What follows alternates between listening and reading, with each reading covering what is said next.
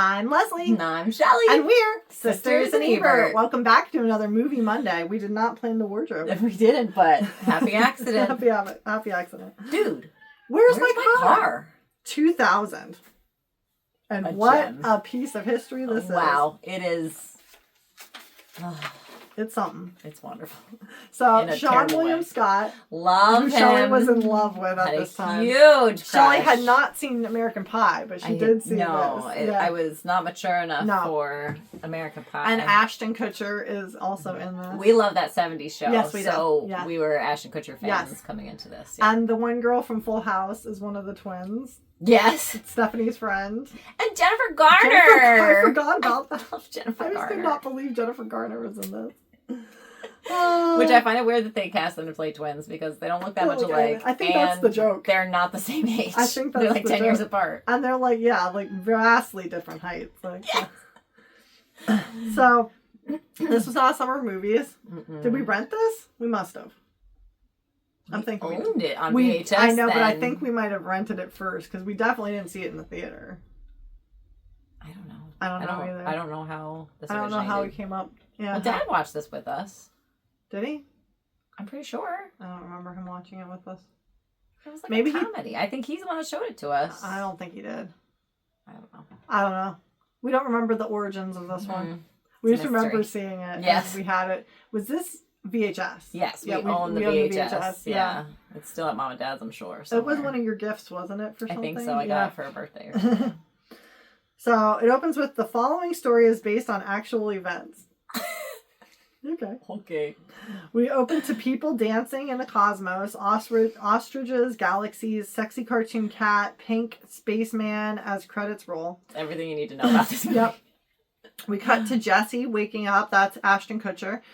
Waking up messy with Magic the Gathering card stuck to his face. Pans to a messy room and house to Andrew the monkey on TV scratching his head and Chester watching on the living room couch doing the same thing, scratching his head. Chester is Sean William Scott. So Jesse comes out putting on tiny shorts and watches Animal Planet with Chester but can't remember the crazy dream he just had as another roommate, Jean, comes out of like a closet and pees in the houseplant right behind them. They're just, morning, Jean. Morning, Jean, yeah, and then he just goes back in. Chester and Jesse can't remember what they did the night prior or if they were at their twin girlfriend's party, and both thought that Jean was the other guy's friend. I thought he was your friend. How do you know Jean? I thought he was your friend. Oh, I don't know. Oh. It's a stranger living with you. Jesse and Chester found that they bought a lifetime supply of pudding and get angry voicemail from the girlfriends about trashing their house the night before. Can't believe you trashed our house. And our crappy boyfriend, really sucky boyfriends. Shibby. And forget their anniversary that day. So we'll be late getting their very special treat as the twins must clean the house first. The boys relax a bit, remembering they already bought the twins gifts and must be in Jesse's car. So they'll get their go get the car and take it to the twins' house and get their special treats, which they assume is intimacy. Angry that Mr. Pizza Coley arrives, so that angry that 30 pizzas didn't get delivered that night as Jesse and Chester hide the evidence that's all over the house. Yeah, so we pieced together that this is their boss. Yeah. And they are terrible employees. Yes. The next, the boys leave, but they can't find Jesse's car and decide to get back in state of mind that they were in last night to find the car and go to Nelson for help on foot. So Nelson guides them in a meditation, which is like their stoner friend. But which is so because like this is a stoner movie. They're obviously stoners, but you never see them. No, nobody partakes of anything except the dog. The dog, yes, the dog does. So the boys are distracted by his catatonic dog. He's guiding them in a meditation, and the dog doesn't come to until Nelson brings out Jackal's pipe. Jackal. Next, the boys go with Nelson to get Chinese food and end up destroying the order speaker. And then Mom died laughing at this scene. Died. Dad definitely watched this with us. Yeah, he did, but not all at once, I don't think. I think it was on separate viewings. I don't know. So Nelson drops the boys off after Jesse's outburst in town, and they run into Christy Boner. Christy comes over to the boys and said she had fun with them last night and saw the back seat of Jesse's car, and they find out that they had a suitcase full of money with them the night before and give her $500 to show them her hoo-hoos. But her boyfriend Tommy arrives, and if he catches them bothering her again, it's stoner bashing time. What's his name? Tommy? Oh, he's a real name? He's an actor. Like, he's been in several... Look it up while I... Okay. Yeah, continue. Because who's Christy Boner, too? Was she the original Buffy the Vampire Slayer? Like, from the movie? Oh, I don't know. Wasn't she the girl, with the 5-year plan at Hooters and Big Daddy? Yes, that is the same Christy girl. Swanson. Christy Swanson. Okay, yes. Yes. Okay. Is that her name? Let's find it. Look it up. Christy Swanson. Christy Swanson. Okay, so she was the original Buffy the Vampire. Charlie O'Connell. That's Charlie O'Connell. That's Charlie O'Connell. Shut up. He was in a million things in the I didn't know that was him, though, because he was really lean here and like his hair was a little different. Okay, yeah. So he's the one who's Charlie O'Connell. Yes. I was thinking Jerry O'Connell. Oh, no. Like who's married to Rebecca Romaine now. No. Yeah, okay. No. So different O'Connell. But they're probably related. Probably. They're all Probably related. related. Okay. Okay. So the boys figure that if they had a ton of money, they'd go to Kitty Cat Club, and the strippers all start to clap when they walk in, and they are approached by Tanya, and Jessie is taken for a free lap dance. But Tanya is angry as it was her money Jessie threw around last night, and she wants her $200,000 back as she's a gender-challenged male, and Jessie swears it's in his car. This movie would never get made Never. And, what was I going to say, too? So, like, he's throwing her money around, but she had stole it, too. She had stolen this money. Yeah, so I'm not 100% clear on the details, but yeah. Nobody knows what's going on. I just love that all these girls also work last night. Like, they're pulling a 24-hour shift here. I know, because they're there during day shift now, too, yeah. The boys leave to go get money from his car and go to the twins' house, but I believe it's Pee Wee Herman's house isn't it? I meant to look it up but I forgot, because I believe it's the same, because it's definitely changed its paint job since Pee Wee's Big Adventure, and they use it in a lot of things, with half-eaten chocolates to get them through until they find their car. Is it Pee Wee Herman's house? It's in North Hollywood. See, like, films it was used in. Just put, like, was Pee Wee Herman's house used in Dude, Where's My Car? Okay. Because that'll get you there. I feel like not. Pee Wee Herman's Big Adventure. Because it looks like Pee Wee's house, but I wasn't 100% sure. I meant to look it up and I forgot. So, the boys find that the twins already cleaned the house, but they didn't. No. Oh, okay. It's similar, though. It's similar looking with the fence and everything. Yeah. But they didn't see the trash outside yet of the house. Yeah. They only saw the inside, and prevent them from taking out the trash and discovering more mess, which, duh. Like, they're going to have to clean that up and not get in trouble. Yeah. So they take the trash, but they rip the bags. Because they're carrying it all out in one shot. All these bags of garbage. And trash the living room again, and are thrown out. And they drop a bottle cap. Yeah. And they're trying to pick it up with their feet. Dude, let it go. I can get it. I can get it. Let it go. Let it go. Let it go. And there's like garbage water going all over. It's so gross. So next the boys are pulled from the sidewalk into a minivan filled with people with all Z names except for Jeff. And Jeff. The group has instructions from aliens and their leader, Zoltan. What's the name? I think it's like... Zoltan.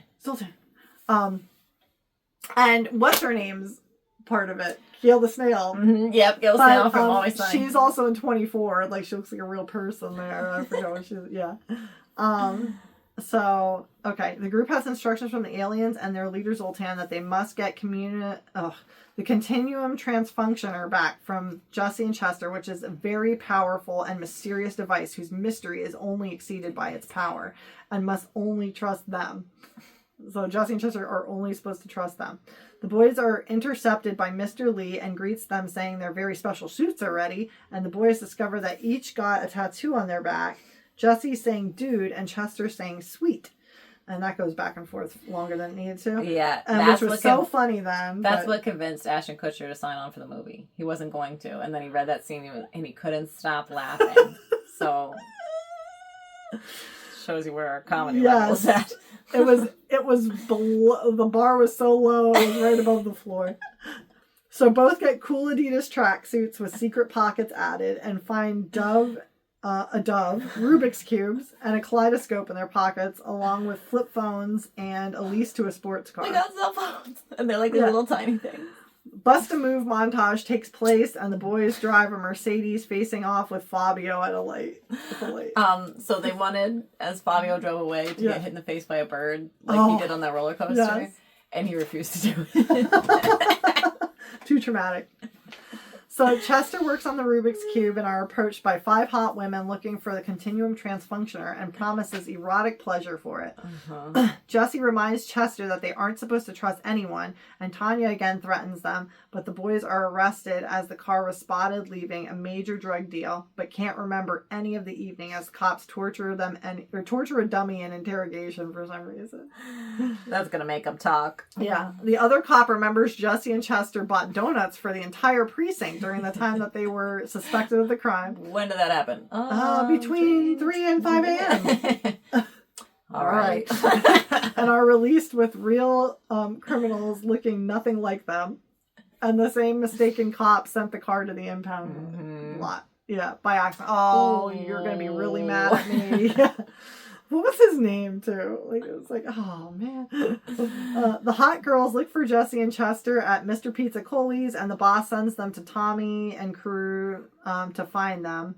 And they promise Tommy's crew erotic pleasure to get the Continuum Transfunctioner back from Jessie and Chester. Tommy sends the hot chicks to see the twins to get the boys in trouble, who are helping at a camp for blind kids. Stoner bashing, huh? Anthony shows how blind people shake hands hello, and the twins don't know where the boys are. Oh, yeah. This is how blind people shake hello. Hands. Yeah. Is this normal? Jessie and Chester call Nelson, but he's being tortured by Tommy's crew for the Continuum Transfunctioner. Next, the twin men show up now for Swedish twin men. The Continuum Transfunctioner that are very metro, in their appearance. But Jessie and Chester don't care, even though it's needed to save the universe. Like at this point, they're just over. There's too many people at them about different things. The boys go home, and the twins confront them about hot chicks and break up with the boys. Jessie and Chester realize they are sucky boyfriends. And just now. Yeah, and probably got sucky gifts for the girls too. Probably. But love them and decide to change and will go get the gifts from the impound lot and beg for the girls back. So at the impound, a bumbling cop accidentally had their car sold at auction, the same bumbling cop, and can't get the boys' the address of the buyer, but supervisor allows the address release. Like after they're like, she threatens to cut off his hand and stuff like that. The boys go to get their car, but they see the Nordic twins at the impound lot and trick them into asking for the Continuum Transfunctioner at the Chinese place. And then, any wonton soup?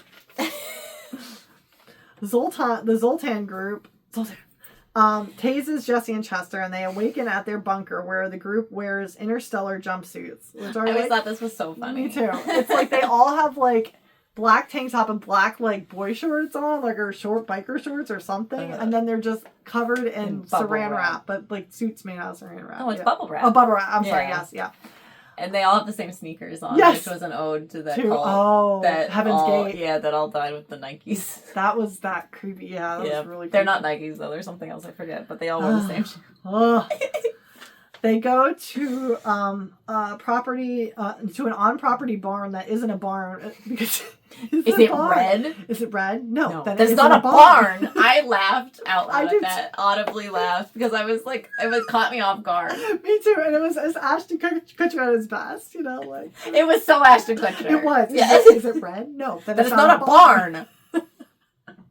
And knock out the guys with a fire extinguisher, which he pantomimes to have Chester do, and Chester's not getting it. So finally he's just like, bam, bam. Well, like he even at one point walked over to it, picked it up, and was like, that's what I mean. Yeah. And then put it back on the wall, went back to his spot, and then he's still... Because they're struggling with unlocking this door to get them in. Yeah. There's the key. Yeah. Boom, boom. And steal their suits, but they get sucked into the Zoltan training meeting before they can leave. Zoltan leads the meeting, and the group will finally fulfill the prophecy of inner space travel with cool aliens who will like them. Finally. And they're all... Jesse, their leader is like a 20-year-old pipsqueak. He's been in other things. House Sparks. And he used to be in those I Love the 80s, I Love the 90s on VH1 all the time. Zoltan leads the meeting. He did some stand-up too, I think.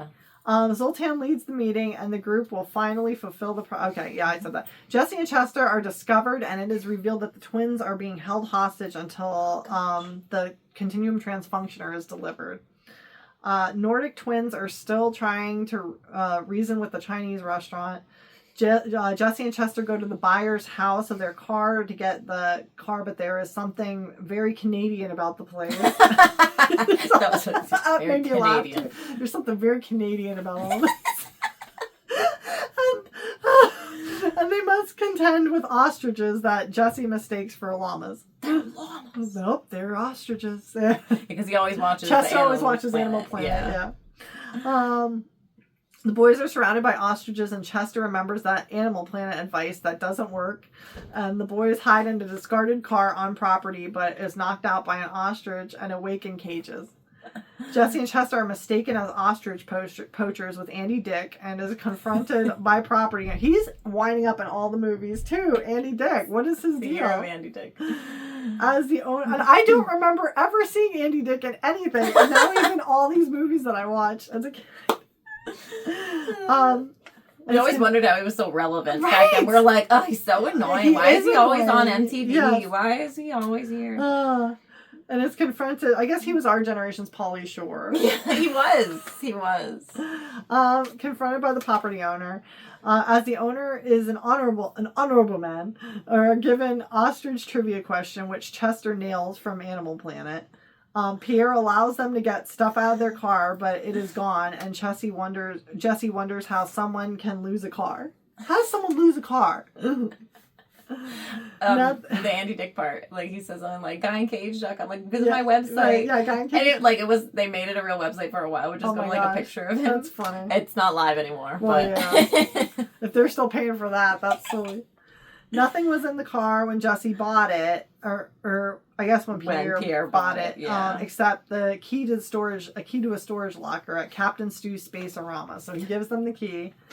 The boys go to the Captain Stu's, and they find that they played an amazing round of putt-putt last night, along with Tanya. Yeah. They're looking up at the mascot, like it shows the mascot, and then you just look at them, and they're both like this. Mimicking the mascot, yeah. Which is never discussed. No, it's the pink spaceman from the beginning credits. So they played an amazing round of putt-putt last night, along with Tanya and her boyfriend Patty find Tanya and her boyfriend Patty waiting for them. Tanya's suitcase and stolen money are in the locker, thank goodness, because they didn't know what was going to happen. Yeah. And the couple leaves to catch a plane. They are also find crazy straw, Captain Stew tickets, fake can of jelly beans, Japanese course completion certificates, but no Continuum Transfunctioner.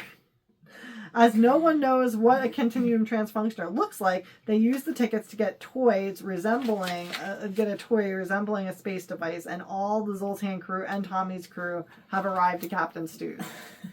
The boys exchange the Continuum Transfunctioner for the twins, and at the same time, and is stolen by Tommy, who releases Nelson. No, you release him first. No, give us you go first. Yeah. The hot chicks show up and are insulted by the twins as the Nordic twins are also arrived, stating that the toy is not actually the Continuum Transfunctioner, and Tommy breaks it. Mr. Pizzacoli arrives with an order for Smokey McPot as Chester solves the Rubik's Cube. That's your alter ego, dude. Yeah, I hope you get hungry. Solves the Rubik's Cube, transforming it into the Continuum Transfunctioner, and once the lights stop flashing, it will destroy the entire universe. Dun, dun, dun. The Nordic twins are the true controllers of the Continuum Transfunctioner. They lost the night before partying with Jesse and Chester. Man, we were wasted last night. But fear the hot chicks may be the true controllers. The Nordic twins remember Jesse and Chester's hole-in-one score from the putt-putt the night before, so they are proven truthful. And Jesse's like, how did you know that? Well, because the pudding. We had all the pudding. That was the prize. That was the grand prize if you got a hole in one. Which, pretty sweet. Yeah. Which, like, how, like, what was our score for putt-putt the night before? At the last hole of putt-putt. A hole in one. Jesse and Chester give them the Continuum Transfunctioner, which they disarm, and the universe is saved. Oh, yeah. The boys knew the score as is advertised. A hole in one wins a lifetime supply of pudding. And the twins are impressed that they had a plan that worked. That's what saved this. Really. The hot chicks angrily transform into a super hot giant alien, and eats Tommy.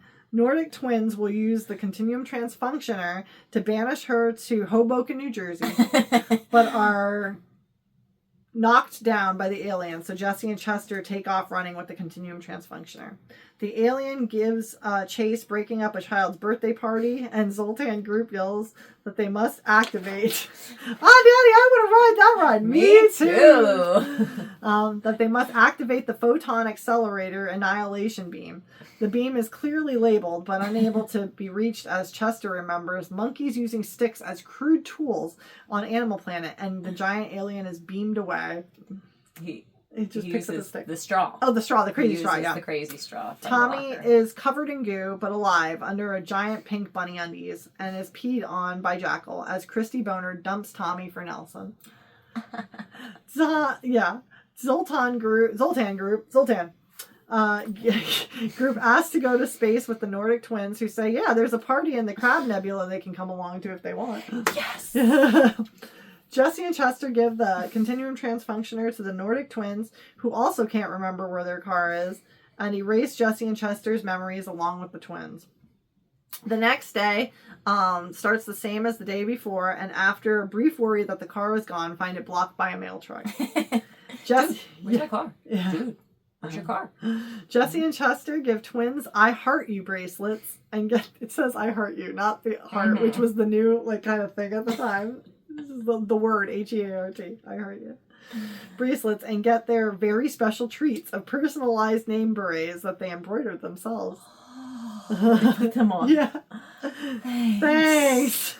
Just what we wanted. Jesse and Chester also give necklaces that they are confused about from the keepers of the Continuum Transfunctioner to thank them for saving the universe, which increases the twins' bust sizes.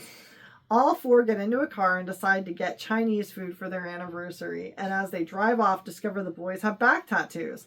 What does mine say? Sweet. What does mine say? Dude. Okay, yeah, but what does mine say?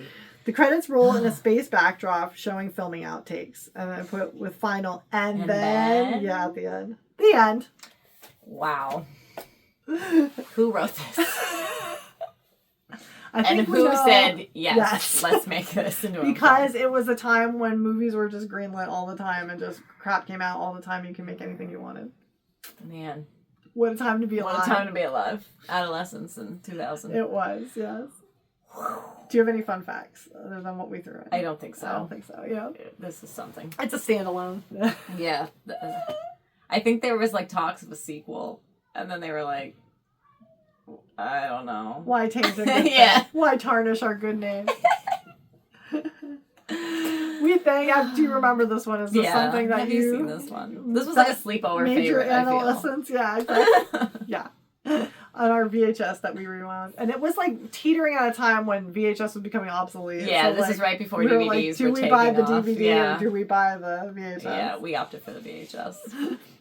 But we think, because, I remember why, too, because when we finally did get a computer, the only way you could watch a DVD was on the computer. On the computer, we didn't have a DVD player. So we were like, I want to watch it on the TV. Good, yeah. So smart of us. Now they're all obsolete. I know.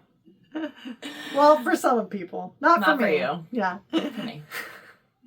If you look below in the description for this video, you can follow links to our social media. We are at Sisters and Ebert on Facebook and Instagram. Please follow, subscribe, comment, and interact with us. We really appreciate all the support. And we're hoping to move this little channel up and grow. Because I don't know if you have heard in our other videos, but my 8-year-old trolls me on the regular about our number of subscribers and views. So please help us increase the views and the being trolled by an 8-year-old ain't no fun. No, it's not. He's really mean about it too. I'm a jerk. No, he's not. He just follows people with real channels. Oh, million subscribers. But we thank you for joining us and being along on this little ride and blast from the past. We'll see you next week at the movies.